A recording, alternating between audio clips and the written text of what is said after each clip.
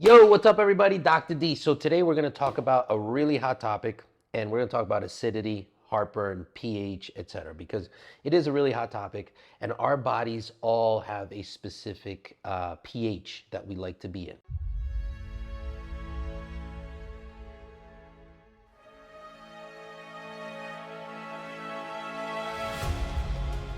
And what we're going to talk about what is the pH, acidic, basic, what does that stuff mean, etc.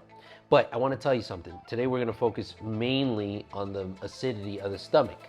So we're going to talk about heartburn. So the heartburn that you feel many times is actually not excess acid, it's lack of acid. I know that sounds really crazy because, wait, hold on. A lot of the medications that are out there, these proton pump inhibitors, right, like omeprazoles and these zoles medications and these H2 antagonists or H2 blockers like cimetidine, etc. What they're doing is it's because I have a lot of acidity in my stomach. Well, no. First of all, let's rewind and zoom out and try to understand what's going on. Number one, so if you take medications like the omeprazoles, these PPIs, the proton pump inhibitors, you'll notice, like a lot of medications say, you're only supposed to use it for a certain amount of time, 2 to 3 weeks max, right? But you'll know I've seen people 20 years on that stuff. 20 freaking years taking medications that are there that you're supposed to only use for a certain amount of time, right? And you might think that the person maybe has another condition and very complicated condition that they need to take this for 20 years. No, regular normal people that just got hooked on using the medication. Why hooked? Because they're putting things inside their body. Number one, you're putting things inside your body that kill your the pH balance inside of you. Okay, so for example, I had a huge problem with coffee.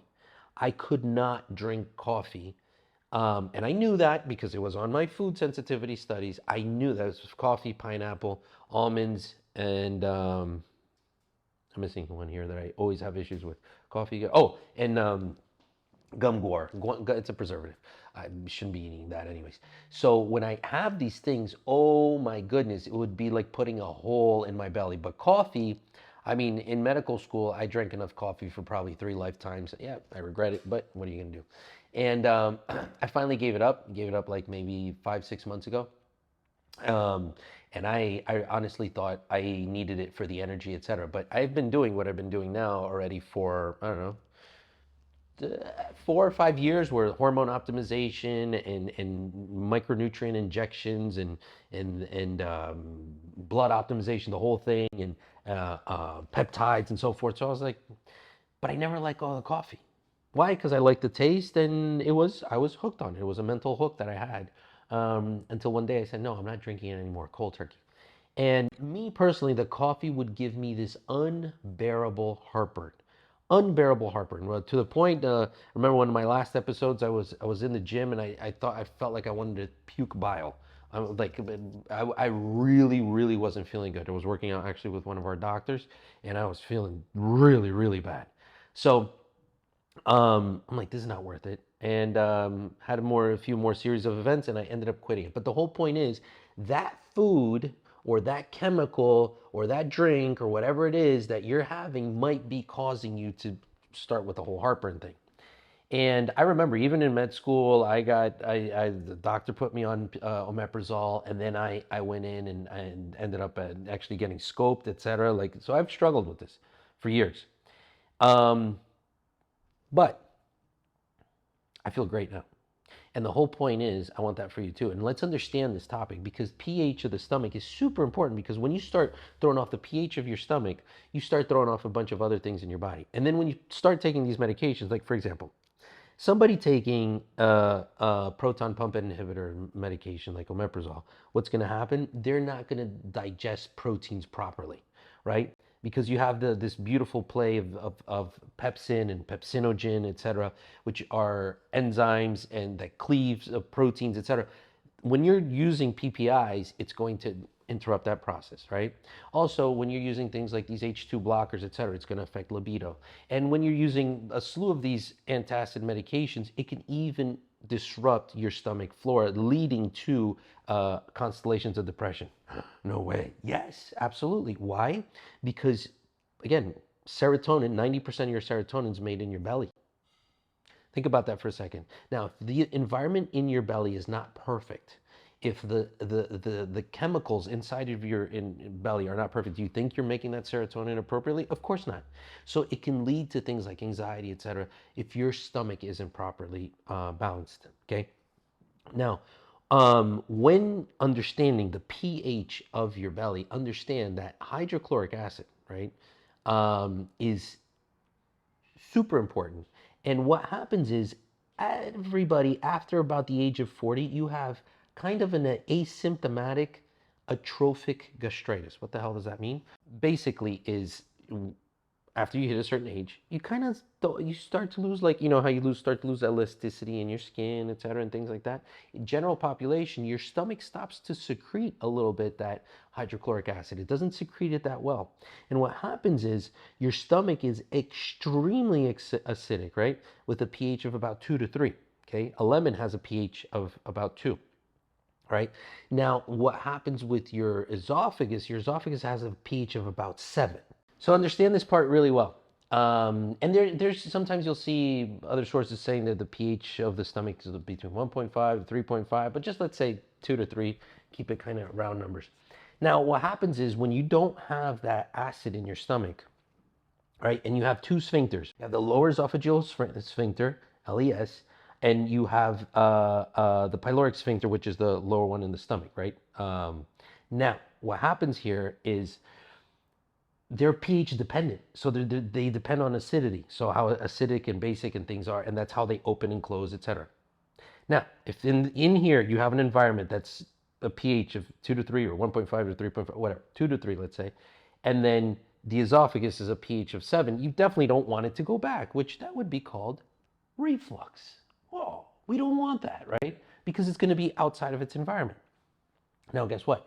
Once the food hits there and that pH gets perturbed or disturbed, what happens is when there's lack of acid, the pH the pH of the lower esophageal sphincter opens up and causes there to be backup and reflux, and that's when the acid from the stomach goes back into the esophagus. Now, when you take these medications, they're going to kind of like anesthetize this whole process. They're going to anesthetize the esophagus and so forth, and you're not going to feel that as much. And that would be okay if it didn't cause problems, especially in the long term. Like I was saying about the pepsinogen breaking down to pepsin and so forth, the proteins, the pepsinogen pepsin complex and breaking down proteins. When you don't do this properly, for example, that person won't break down the proteins, and you can tell because when this person goes to the restroom, even the neighbors knows because it's stinky. You get a breakdown product called cadaverine, and it's a pretty strong odor. And when that person goes to the bathroom, you know somebody that takes these like omeprazole and so forth was there because it does not smell pleasant. And like I mentioned previously, it can cause a slew of other problems, and that you don't want. But now you say, well, but this whole acidity thing, it's pretty serious. Now, people that have excess acidity, those are syndromes called like Zollinger-Ellison syndrome, and that's like 1 in 10,000 people. Now, if you have pH after you pH disturbance, so if you have acidity after you eat, or you have an acidity disturbance, yeah, basically after you eat or when your stomach is full, that's a telltale sign that it's in actuality you're having lack of acidity. Now, if you wake up in the morning on an empty stomach and you have acidity, that's a different story, right? That's a whole different ball game because that shows that maybe there's something off there, right? But it's important to understand the time when the acidity happens and you eat the food and it's like, oh my God, I have this terrible acidity. Well, is it related to the food? Is it related to the coffee that you're drinking, right? And sometimes you got to be honest with yourself. Yes, these certain foods irritate my stomach. So, what you could do there is understand the foods that irritate your stomach. You can do blood work to understand what that does, but you also should understand that preserving a proper pH in your belly is super, super important, right? Because now when the pH of your belly, watch how this continues, and when the pH of your belly is off, what happens now? You're disturbing your intestinal permeability. What we already spoke heavily about that on previous lectures on leaky gut. And you start to basically create an environment conducive to leaky gut in your belly. You don't want that, because leaky gut is going to cause, and blah, blah, blah, all other kinds of disturbances, can lead to autoimmune diseases and things like that. You don't want that. And then, God forbid, one of those undigested proteins that we were just talking about transverses that gut barrier into your bloodstream, right? Intestinal permeability, meaning proteins from the food, et cetera, get now into the bloodstream. And now all of a sudden your body starts attacking that.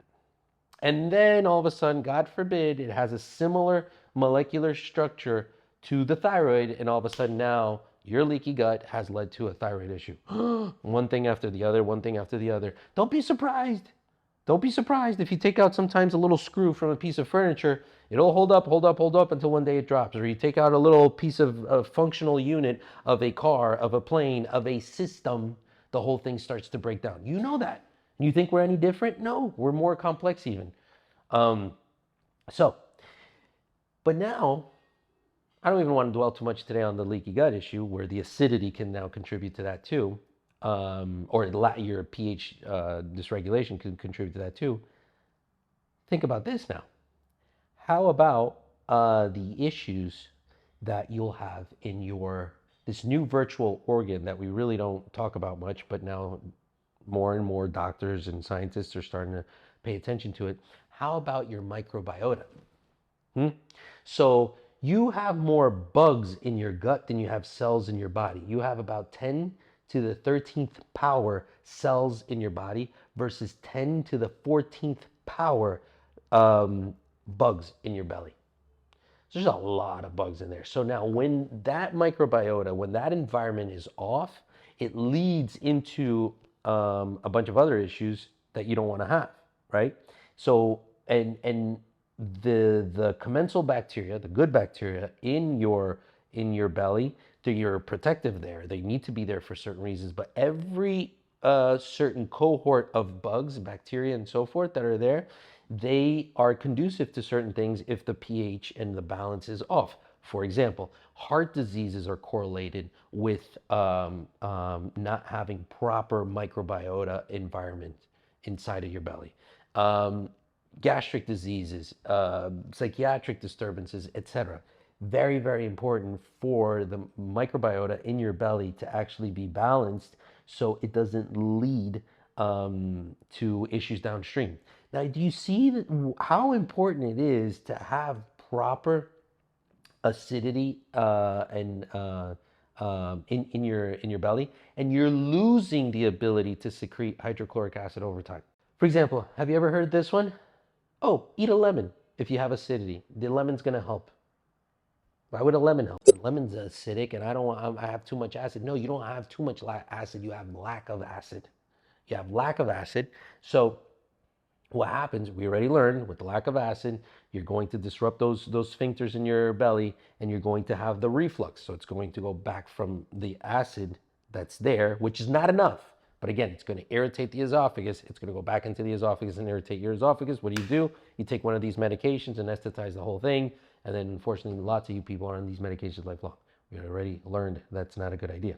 So, but when you eat the lemon, right, all of a sudden it starts to, people say, oh, that helps with, especially, grandma medicine, right?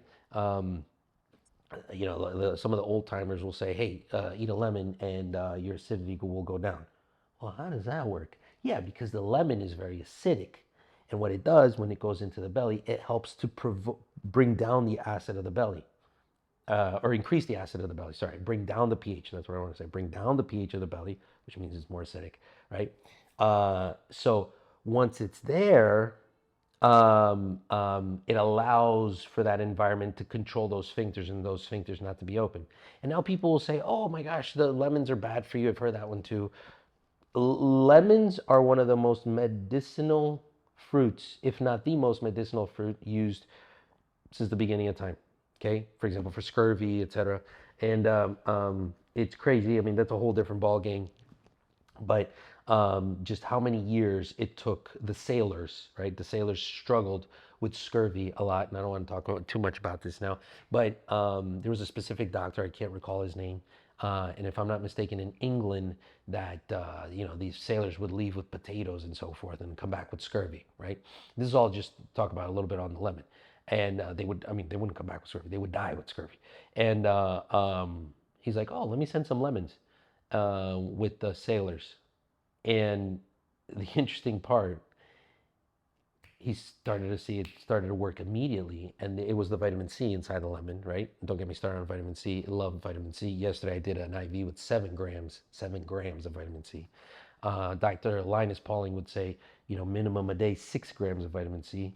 Hard, it didn't take all that, but anyways, so this doctor would send um, his sailors with lemons, and these guys would actually come back. But it took almost 200 years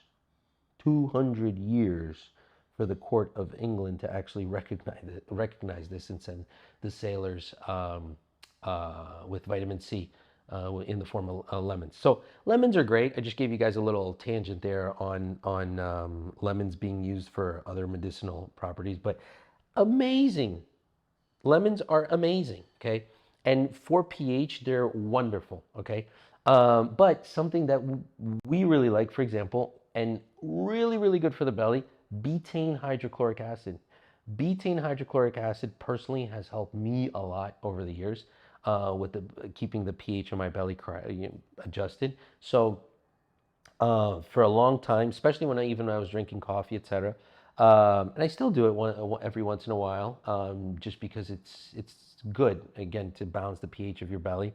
Um, I would take a 1 capsule of betaine hydrochloric acid in between, right in the middle of every meal, right in smack dab in the middle of every meal to help the pH of my belly. Okay, so as I'm digesting the food, right? And then I would wash it down with some coffee, would do the opposite and cause that heartburn, right? So basically, what the coffee was doing, remember, the coffee would hit there, throw off the pH of my belly, open that sphincter, and then cause for there to be backup of acidity into the esophagus, and that's where you feel and what can happen. So you could start to develop like GERD, which is gastroesophageal reflux disease. So gastric esophageal reflux disease. It's basically what we've been talking about the whole time. So your gastric system, which is your stomach and esophagus, and it reflux. And why does it do it? pH is off. And then they tell you, no, you have too much acid. Well, yeah, you have too much acid in the wrong place, but it's happening because you need more acid in there. And why is that happening? Because you're aging, and then, well, one of the reasons is you're aging and you're losing the ability to secrete the acid, or you're giving yourself wrong foods, right? If I go now and eat, just atrociously, go outside and find the unhealthiest foods, give me about 30 minutes, I'm gonna have terrible, terrible heartburn. Terrible. Okay? And if I go eat some of my favorite foods growing up, I'm going to get that heartburn. I was obsessed with Dunkin' Donuts, for example, growing up. I told you guys about the coffee, obsessed with pizza, obsessed with this, obsessed with that. If I go eat that stuff, I will cough up a um, a big episode of heartburn. So understand that taking out these foods is really important. Understand that as we age, we start to lose the stomach's ability to release acid. Understand that we actually need acid in forms of lemon. Betaine hydrochloric acid is really, really good. But you don't want to be pushing on the gas and have the e-brake up, right? Where you're pushing on the gas and you're eating all the wrong stuff, right? And then but you're at the same time you're doing your lemon and taking your hydrochloric acid, etc. Also be careful with the lemon. Don't overdo it too. You can tell by how you feel. Okay, if one lemon's too much, then cut it in half. But really, really good. One thing I did for a long time, I actually got to get back into it, was Soleil water with the little, squeezed lemon in there. Really, really good. Especially for those of you that don't really like to drink pure water, um, and you don't want to keep drinking coconut water, etc. Definitely don't do any of these drinks out there. I'm not going to name names, but that are full of dyes and excitotoxins and all those preservatives. You definitely don't want to do any of that. Do not touch that stuff. Strong suggestion, just because of like health um, implications it can cause. But point is, for today, really want you guys to understand that the acidity of your stomach is hugely important for how you feel, for your mood. Okay, when I say feel, I'm talking about like mood. Again, as I told you guys, depending on the medications that you're taking there, can totally disrupt your ability to promote in the pathway where you're making serotonin in your belly. It disrupts your microbiota, disrupts your intestinal barrier, so it can cause the leaky gut. Some of these medications, which you're only supposed to be on for 2 to 3 weeks, when you're on these things for a long time, okay? And I don't know that any doc, as I'm saying this, come to think of it, I don't know that any doc should really agree with anybody being on these medications for even months. I mean, any doc should be like, let me figure this out. Why don't we remove the agents that are causing this? At least start there. Ask the patient, what are you eating that's causing this? Why is this happening? Instead of, okay, here's the medication, here's the medication, here's the medication, here's the medication, here's the medication, here's the medication, here's the medication. When does it stop? And that's the thing. You don't want to keep giving the medication to the person. Paracelsus, he said that the difference between the medication and the poison is the dose. So when are you going to keep taking these medications? So I would personally consider understanding, okay, what is causing these episodes of heartburn?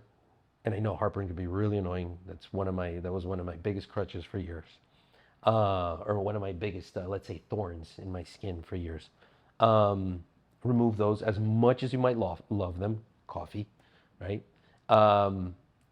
Understand what you need to substitute there in your diet. Perhaps a little bit more acidic foods would help.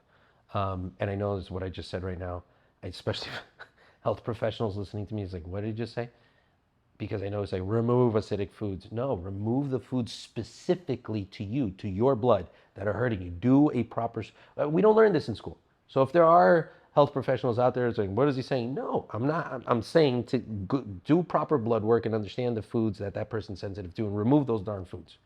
Remove those foods specifically to that person, and it's not an acidity issue, it's the other way around. So listen, guys, do your own research on this stuff. Go to Google Scholar, put microbiota and aging, or betaine hydrochloric acid, and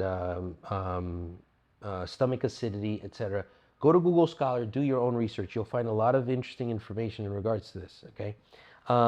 Your stomach, it needs to be a pristine environment where you're taking care of it.